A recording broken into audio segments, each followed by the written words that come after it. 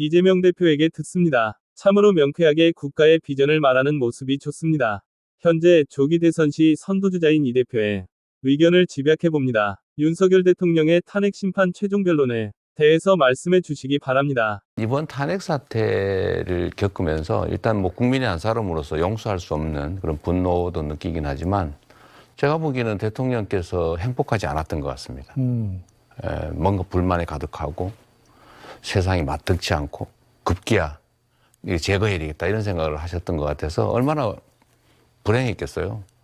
그래서 마음속에 어쩌면 지옥을 만들고 스스로 들어가 계신 게 아닌가. 근데 그건 윤 대통령뿐만이 아니라 정치인들 상당수가 그런 경향이 있어 보여요. 그래요? 괴로워하는 거죠.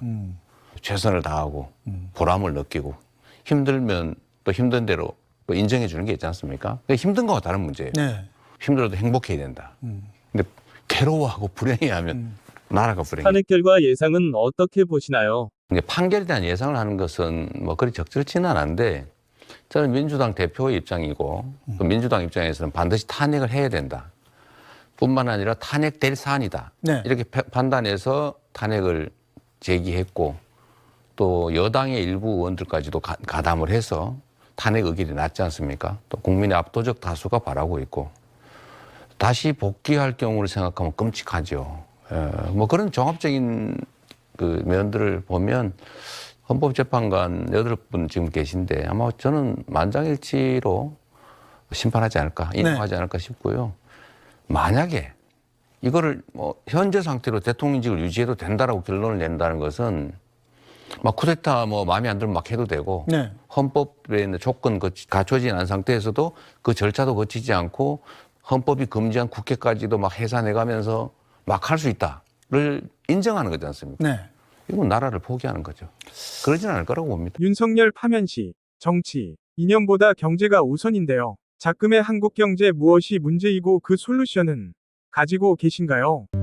우리 헌법에도 균형 있는 국민 경제 성장과 안정 이게 이제 헌법에 국가의 의무로 돼 있어요. 이게 지향으로 돼 있죠. 네. 민주당은 그러면 복지, 분배 이런 얘기를 좀 많이 했는데 네. 그럼 성장이나 경제 얘기를 안 했던 거냐? 그건 아니에요. 당연히 해야 될 일이죠. 네. 우리 민주당 정부는 첫 집권을 했던 김대중 대통령이 IT 강국을 만들었잖아요. 네. 문화 강국의 토대를 만들었잖아요. IMF 극복했죠. 네. 노무현 대통령 FTA 체결했잖아요. 네. 지금 통상국가로 발전하는 토대를 만들었거든요. 뭐 문재인 정부도 신남방 정책이나 외교의 지평을 놀리려고 노력을 많이 했고 당연히 하는데 네. 다만 복지나 분배 문제가 소외되지 않도록 그 부분을 지적했던 건데 여당은 그러면 사실 복지나 분배 정책을 도외시했단 말이에요. 성장과 분배, 네. 경제와 복지 이 문제는 사실 동전의 양면 같은 거예요. 네. 지금 전 세계에 가장 심각한 막 극단주의적 갈등 문제 이 문제도 사실은 보시면 경제적 양극화가 뿌리예요. 네. 근데 그게 결국 지속적 성장을 가로막는다. 그러니까 균형 있는 성장 정책, 배분의 공정성 이런 것들이 지속적 경제 성장의 토대다, 유일한 길이다라고 IMF, 세계은행, OECD 다 그렇게 권고해요. 네. 그러니까 결국은 성장과 그 복지의 문제는 동전의 양면 같은데 저쪽은 경제 얘기만 하고 네. 우리는 경제는 당연한 거니까 저들이 도외시하는 복지, 분배 문제 많이 얘기하니까 마치 민주당은 분배, 복지 얘기만 하고 네. 좀 성장, 경제 얘기만 하니까 이게 보수고 이게 진보인가 보다 이렇게 생각했는데 성장의 문제, 그러니까 국민의 먹고 사는 문제 네. 이거는 정치가 공통으로 추구해야 될 최우선 과제인 거죠. 그런데 지금 내란 사태도 그렇고 안타깝지만 집권 여당이 사실 2, 3년 동안 허송세월을 하는 바람에 경제적 토대가 무너지고 있다 네. 이렇게 말할 정도로 경제 상황이 악화돼서 경제 상황이 악화되면 분배 복지를 얘기하는 게 배부른 소리가 돼요. 네. 성장을 해야 나눌 거 아닙니까? 경제가 살아야 무슨 민생도 사는 거죠. 그러니까 지금은 경제, 민생 문제가 주요 의제가 돼버린 객관적 지형이 그렇게 바뀐 거예요. 네. 그러니까 우리의 주장이나 입장은 동일한데 객관적 상황이 바뀌니까 분배 문제보다는 우선 파이를 키워야 나올 거 아니냐. 키우자. 네. 이 얘기부터 많이 하게 되니까 입장을 바꿨다고 생각하시는 경향이 있는데 네. 사실 입장을 바꾼 게 아니고 상황이 바뀐 겁니다. 최근의 성장을 강조하시는 점에서 분배 및 성장은 양립이 어렵다고들 하는 점에서 바뀐 것 아니냐고 염려들 하는 데 대해서 설명을 부탁드립니다. 성장이나 경제는 기본 중에 기본인데 네. 예를 들면 국가가 해야 될 일대 과제는 공동체의 안전을 지켜내는 거예요. 예를 들면 외부의 침략으로부터 공동체 자체를 지키는 소위 안보. 두 번째는 그 구성원 내부의 공정한 질서를 유지하는 치안, 질서. 세 번째라면 국민이 잘 먹고 잘 살게 하는 거. 네. 이게 핵심이잖아요. 그러니까 이거를 안 했던 게 아니고 다만 너무 경쟁 중심으로 가다 보니 탈락자들이 생기는데 이 탈락자들이 탈출을 못해서 하면 즉 네. 제자리를 못 들어오면 경제와 성장에 문제가 생겨요. 그래서 산업혁명 후에 복지제도가 생겨난 겁니다. 그러니까 우리도 복지제도라고 하는 거를 확충해 나가야 되는데 제가 보기에는 사회 안전망인데 망이 구멍이 커서 떨어질 수가 있어요. 그러니까 우리가 안전망을 강화하자, 촘촘하게 하자. 네. 그래도 구멍이 있거든요. 네. 그러면 이거를 사회 안전 매트로 바꾸자. 그럼 그게 엄청난 많은 비용이 드냐? 그렇지 않다는 거예요. 오. 생각의 차이일 뿐이다. 네. 약간의 시스템만 정비하면 된다. 그냥 저는 그 길로 가자. 그게 예를 들면 국민의 기본적인 삶을 보장하는 선까지는 우리가 책임져야 되고 네. 지금의 대한민국의 경제력 수준이 충분히 감당할 수 있다. 그거를 잊지는 말자. 네. 장기적으로 추구해 가자. 라는 얘기를 많이 했는데 네. 지금은 그보다는 지금 경제 토대가 무너져서 네. 안전 매트를 깔 밑에 땅이 무너지고 있어요. 땅 무너지지 않게 네. 하는 회복. 네. 그다음에 성장. 이거부터 지금 급선무로 처리하자. 또 앞으로 해야 될 일이. 저희 구체적- 달사니즘이라고 이름 붙여본 거. 네. 자, 이 땅이 무너지는 것에 대한 대책은 갖고 계시는지요? 무너지는 게 많죠. 네. 예를 들면 민주주의가 무너졌지 않습니까? 무너지고 있죠. 근데 이거는 이제 극복해 가고 있어요. 국민의 힘으로. 그 당 말고. 네. 국민의 저력으로. 네. 두 번째로는 안보 환경이 위험해지고 있죠. 예를 들면 한반도가 쓸데없이 너무 강대강으로 부딪혀서 혹시 전쟁 이런 걱정을 할 상황이 되다 보니 이게 또 경제에 악영향을 미쳐요. 그래서 이 안보 문제도 회복해 나가야 된다. 신뢰 회복해야 된다. 대화해야 된다. 외교 잘해야 된다. 국익 중심의 실용적 외교로 가야 된다. 네. 경제 문제와 마찬가지죠. 예를 들면 수출 환경 너무 나빠지고 있다. 네. 그러니까 이것도 국가적 차원의 대책을 세워야 된다. 기술 투자 네. 또는 산업 구조 조정해야 된다. 저희가 말하는 A, B, C, D, E, 뭐 AI, 바이오, C, 문화, 컬처, 컨텐츠, 네. 디펜스, 방위산업, 뭐 에너지 이런 것들을 중점적으로 지원 육성하고 전환해 나가야 된다. 네. 그게 우리가 해야 될 일이죠. 지금까지 주장해온 사회적 대타협, 어떤 분야가 필요하다고 생각하시는지요? 이 시간 이제 토론을 하면서 네. 정말로 느꼈는데요. 똑같은 현안을 놓고 사용자 측과 노동자 측이 전혀 다른 얘기를 합니다. 인정하지 않아요. 네. 동그라미를 놓고 한쪽은 네모라고 우기고 한쪽은 세모라고 우기는데 동그라미를 보여주니까 네. 안 보려고 해요. 오. 그리고 안 믿어요. 네. 토론이 정말 필요한 사회라는 생각이 들고요. 실제 내용이 거의 차이가 없더라고요. 제가 토론하니까. 그런 면에서 보면 기업들은 고용 유연성 문제 때문에 정규직 채용을 못하겠다. 노동자들은 해고되면 우리는 죽음이니까 인생 끝나니까 네. 절대로 고용 안정성 양보 못하겠다. 네. 이게 부딪혀가지고 기업은 정규직으로 채용을 안 하고 노동자들은 고용의 기회, 고용 개선의 기회를 놓치는 거예요. 그러니까 결국은 정부가 나서서 타협할 수 있죠. 기업은 부담을 좀 늘리고 네. 대신에 노동 유연성을 확보하고 노동자들은 안정된 직장을 얻을 기회를 넓히고 그리고 유연성을 일부 양보하고 네. 정부는 안전망이 아니라 안전 매트 방향으로 바꿔서 해고당하거나 이래도 걱정하지 않는 사회. 우리나라는 비정규직이면요 똑같은 현장에서 똑같은 시간에 똑같은 노동을 하는데 월급을 60%밖에 안 줘요. 이상하지 않습니까? 네. 원래는 고용 안정성이 떨어지는 비정규직에게 똑같은 일을 시키면 보수를 더 줘야 돼요. 그게 맞죠. 네. 근데 우리는 반대예요. 이거 고쳐야 됩니다. 이런 것들을 사회적 대타협을 통해 치열한 논쟁을 통해서 길게 시간을 잡더라도 반드시 해내야 된다. 그런 얘기하는 거죠.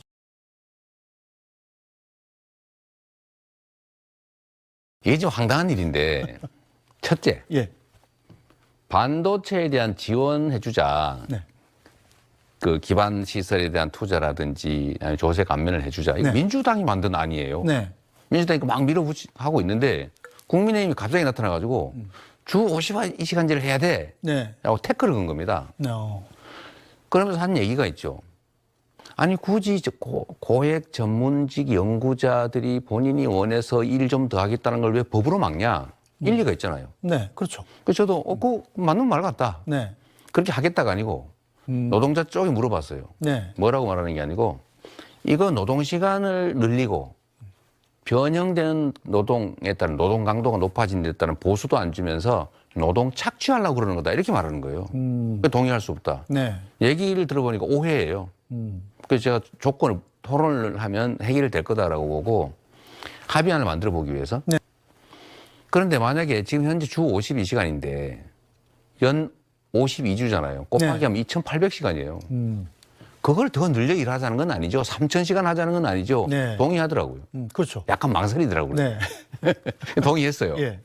그다음에 노동시간이 주 52시간이 아니라 들쭉날쭉 할 수 있다는 거 아닙니까? 총 노동시간 늘리지 않으면서. 네.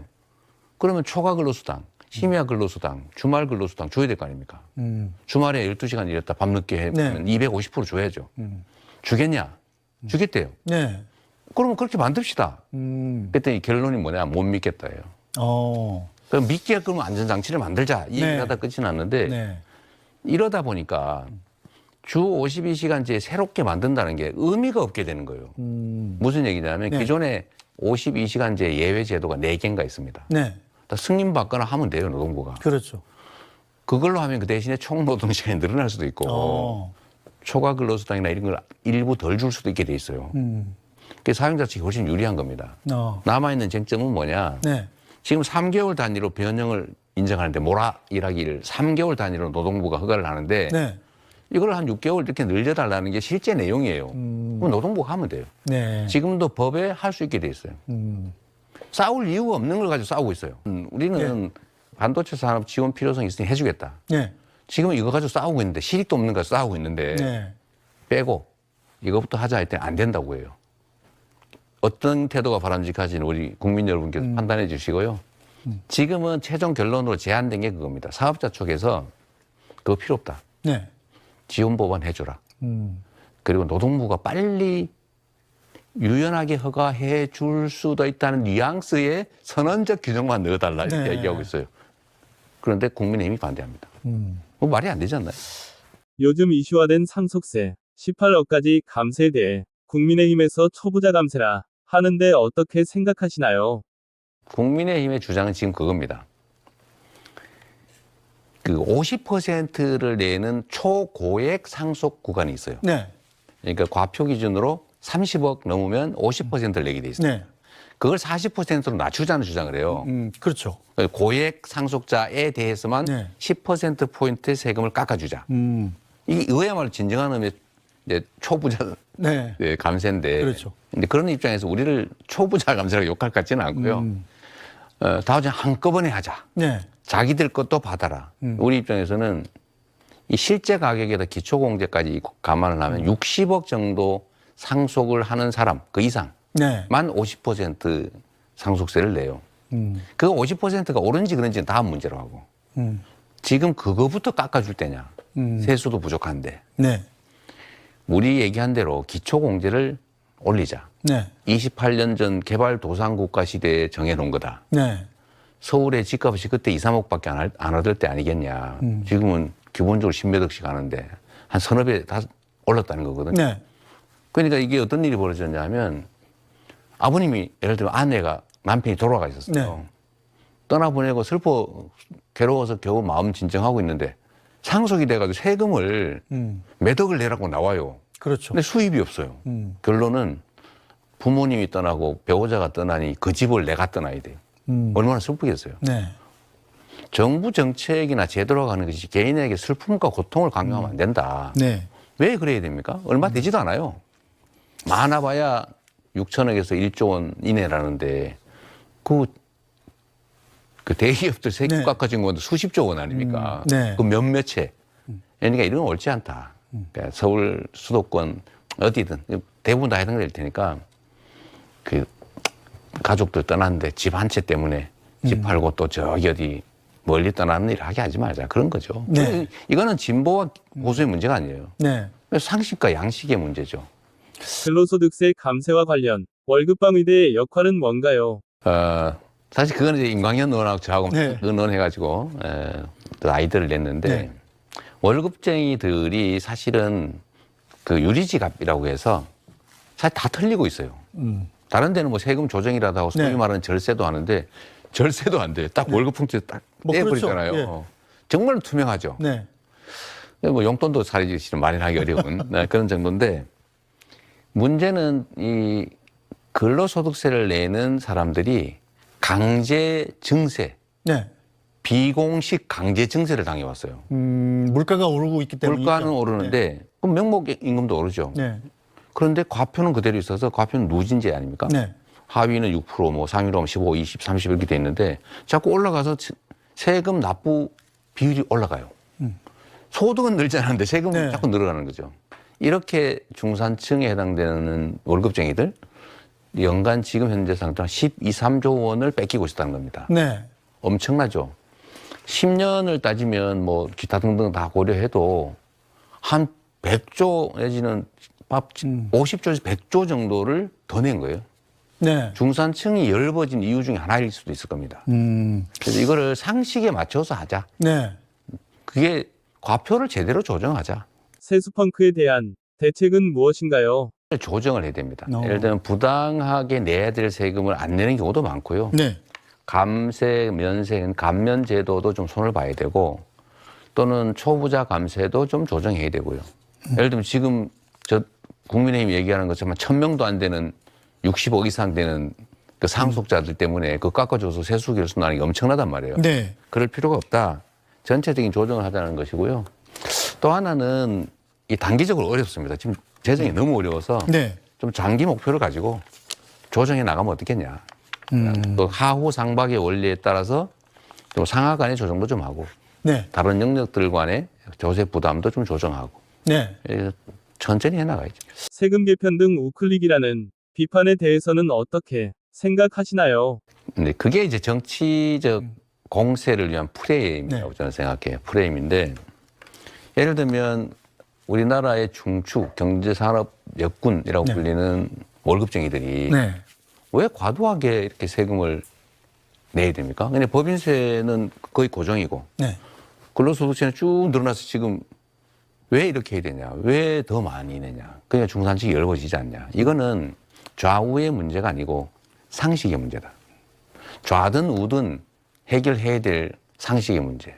법률과 헌법 체계를 파괴하는 문제를 막고 지키는 것은 이 좌우의 문제가 아니잖아요. 네. 정상적인 헌법 체계 내에서 좌우의 경쟁이 있는 겁니다. 보수 진보에. 근데 헌법 체계를 부실 거냐 말 거냐? 이거는 경쟁이 아니죠. 반동이죠. 보수가 아닙니다. 네. 그래서 이거를 가지고 그 이재명이 혹시 우클릭 보수화라고 얘기하는 것은 저는 이제 사리에는 맞지 않다고 보지만 뭐 저는 나쁘게는 생각하지 않습니다. 네. 제자리를 찾는 거고요. 뭐 시간이 될지 모르겠는데 제가 보수 진보 얘기 조금만 하면 네. 보수나 진보라는 개념은 상대적이에요. 우리 편 선생님 저쪽 한번 보세요. 네. 제가 오른쪽에 있어요, 왼쪽에 있어요. 이쪽 왼쪽이죠. 그렇죠. 이제? 네. 저쪽에 한번 보십시오. 그럼 제가- 오른쪽입니다. 네, 예. 그렇죠. 그거죠. 좌우는 상대적인 거예요. 보수, 진보도. 기존의 체제를 유지하자. 좋은 가치 있는 질서를 유지하자. 네. 보수. 좀 바꿔서 다 똑같은 목표는 바꿔서 해보자. 진보. 근데 이 제도나 이 질서가 잘못됐다면 일단 그거를 바꾸는 것은 진보로 보일 테지만 네. 더 본질적으로 보면 그 자체가 보수적이죠. 더 좋은 질서를 만드는 거니까요. 네. 그래서 이거를 지금 그 예를 들면 계엄, 네. 반헌법 계엄, 난동, 폭동, 제거, 극단주의, 막 법원 기습, 헌재 기습 이런 거는 보수가 아닙니다. 이건 반동이죠. 지켜야 될 가치를 파괴하는 여기에 동조하는 세력을 누가 보수라고 부릅니까? 그러니까 지금 현재는 국민의힘이 사실 이 태도를 취하고 있기 때문에 제가 좀 미안하지만 극우 반동이라고 하면 또 단어가 좀 그러니까 극우 파시즘이다 이거. 이렇게 얘기하는 거죠. 존경하는 이재명 대표님, 오늘도 명쾌하고 비전이 보이는 말씀 감사드립니다. 구독과 좋아요는 영상 제작에 큰 도움이 됩니다.